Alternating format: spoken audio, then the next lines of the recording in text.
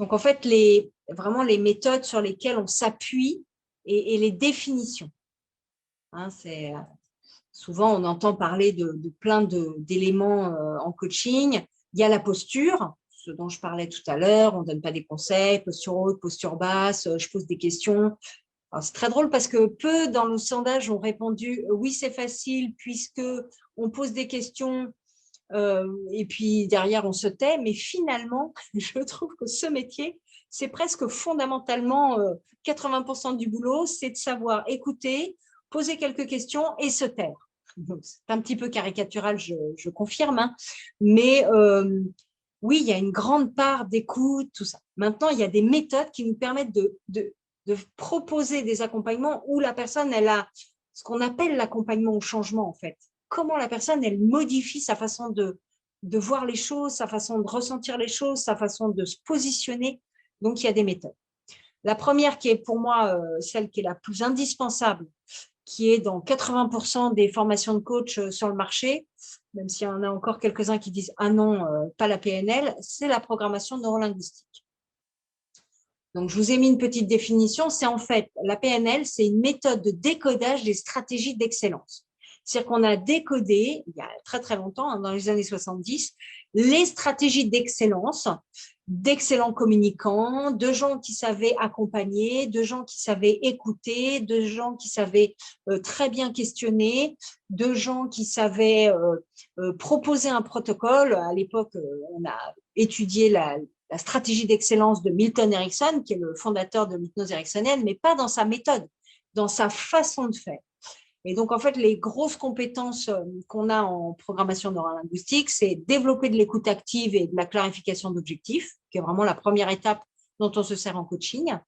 Lever les freins à l'action afin de réactiver la motivation individuelle. En fait, souvent, ce qui nous empêche de passer à l'action, ce n'est pas le super objectif, c'est tous les freins qu'on se met tout seul, hein, puisqu'évidemment, les freins ne sont que dans notre perception, dans notre manque de motivation personnelle.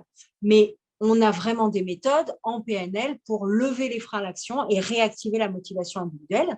Et puis, fortement accompagner le changement. On a toute une sphère de la PNL qui nous permet d'avoir des protocoles, des exercices à faire à la personne. Et vraiment, de façon assez simple, on peut le faire en conversationnel, on peut le faire en se levant de façon très ludique. Donc, vraiment, on peut le faire de plein de façons. Le deuxième outil, alors qui est celui qui, à mon sens, voilà, a vraiment mon, comment dire, en fait, l'énéagramme, donc une méthode de décodage de la personnalité. En premier, c'est celui qui a mon cœur, en fait. C'est, je crois, l'outil où j'ai fait la plus belle rencontre avec moi-même. Sachant que, donc, plus jeune, je ne m'aimais pas, hein, ça va un peu mieux.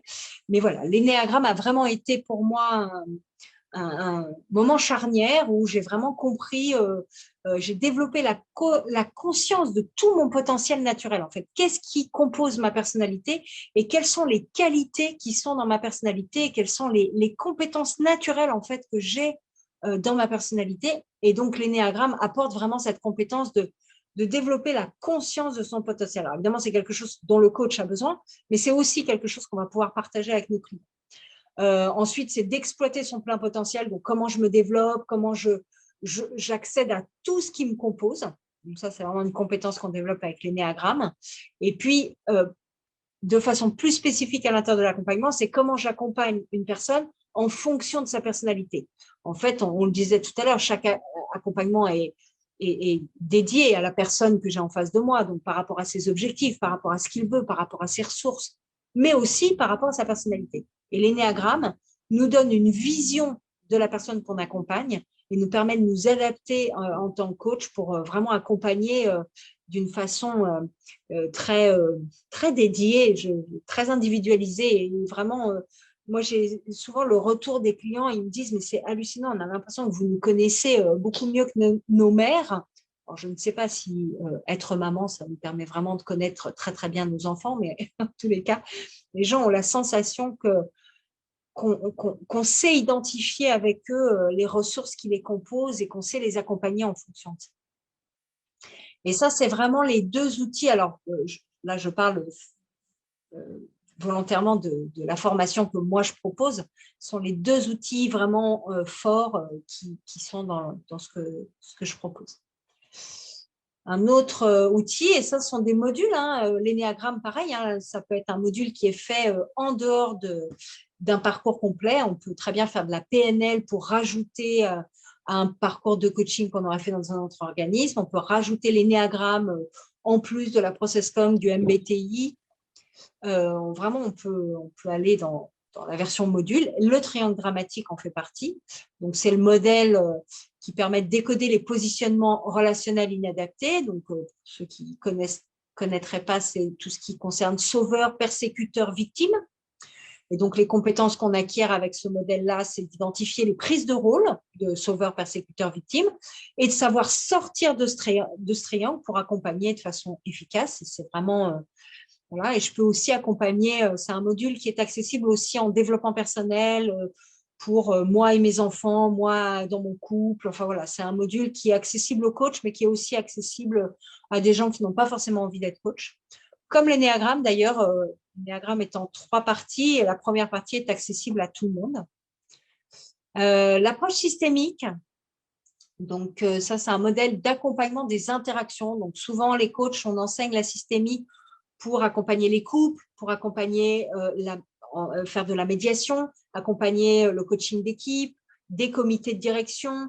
Vraiment, voilà, c'est identifier les boucles, on appelle ça des boucles interactionnelles. C'est des boucles infructueuses, des boucles qui ne fonctionnent pas, et puis donner des tâches d'expérience différenciantes. C'est vraiment l'approche systémique, on est vraiment dans étudier le problème d'une relation, et voir qu'est-ce qu'on pourrait faire d'un tout petit peu différent pour que ça change la relation.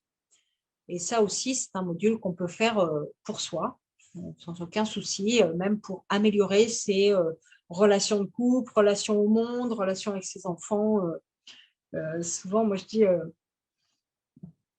on est déjà coach, en fait.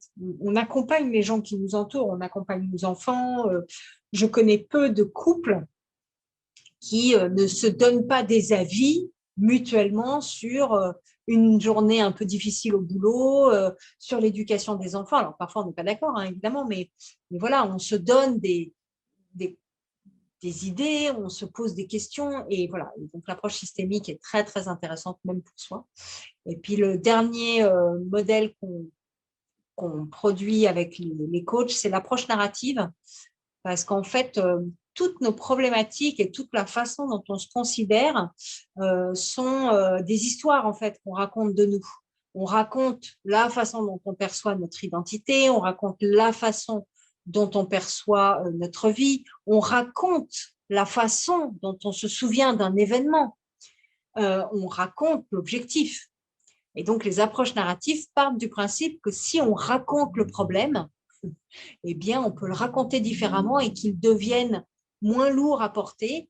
Et c'est un modèle qui travaille énormément sur l'estime de soi et sur développer de l'estime de soi, de la valorisation de soi. Et vraiment, je trouve que les approches narratives, c'est un cocon.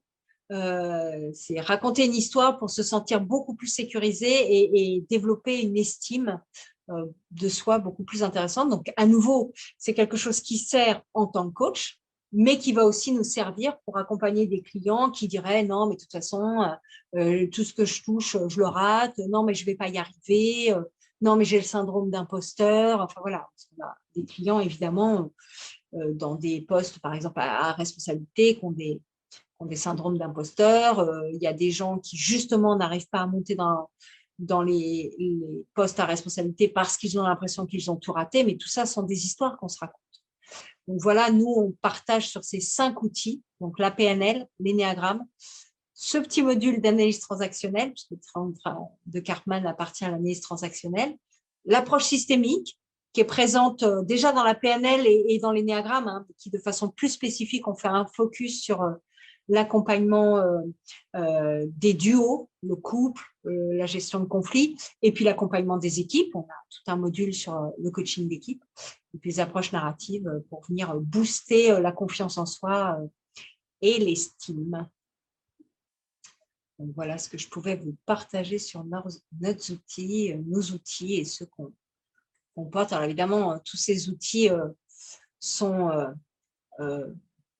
dans les accompagnements depuis les années 70. Hein. Ce ne sont pas des outils qui débarquent d'hier. Voilà, ils sont au cœur de… Merci Emilienne.